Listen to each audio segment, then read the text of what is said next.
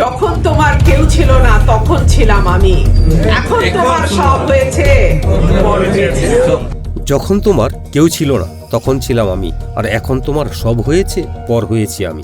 এই কথাগুলো বলে বিএনপির ভেতরে তোলপাড় ফেলে দিয়েছেন রুমিন ফারহানা। কিন্তু 10 জানুয়ারি দেওয়া তার এই বক্তব্যে আসলে কি বার্তা ছিল?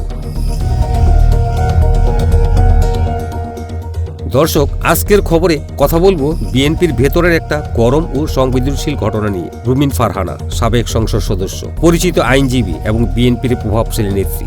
10 জানুয়ারি এক বক্তব্যে তিনি এই গানের লাইনটি ব্যবহার করেন, আর সেখান থেকেই শুরু হয় রাজনৈতিক আলোচনার আর বিশ্লেষণ। তার বক্তব্যে সরাসরি কোনো নাম তিনি বলেননি, কিন্তু ইঙ্গিতটা ছিল খুবই স্পষ্ট।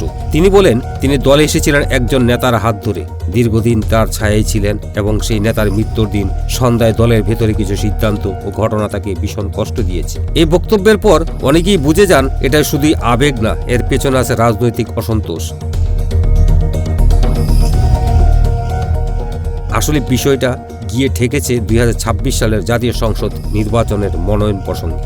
রুমিন ফারহানা ব্রাহ্মণবাড়িয়া থেকে নির্বাচন করতে আগ্রহী ছিলেন, কিন্তু বিএনপি সেখানে অন্য প্রার্থীকে মনোনয়ন দেওয়ায় সিদ্ধান্ত নেয়। এতেই তিনি মনে করেন যখন দলের সময় খারাপ ছিল তিনি তখন সামনে থেকে লড়েছেন, কিন্তু এখন পরিস্থিতি বদলানোর পর তাকে আর গুরুত্ব দেওয়া হচ্ছে না।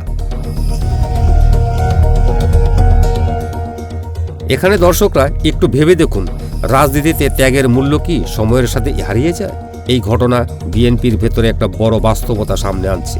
অনেক নেতা কর্মীর মধ্যেই এখন চাপা অভিমান, আর রুমিন ফারহানার বক্তব্য সেই অভিমানটাই প্রকাশ্যে এনে দিয়েছে।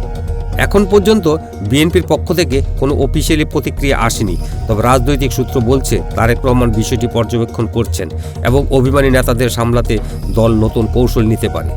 প্রশ্ন হচ্ছে, রুমিন ফারহানার মতো একজন জনপ্রিয় নেত্রী এই অভিমান বিএনপি নির্বাচনী কৌশলে কি প্রভাব ফেলবে? আপনার কি মনে হয়, রুমিন ফারহানার বক্তব্য কি যৌক্তিক, নাকি দলের সিদ্ধান্ত মেনে নেওয়াই উচিত?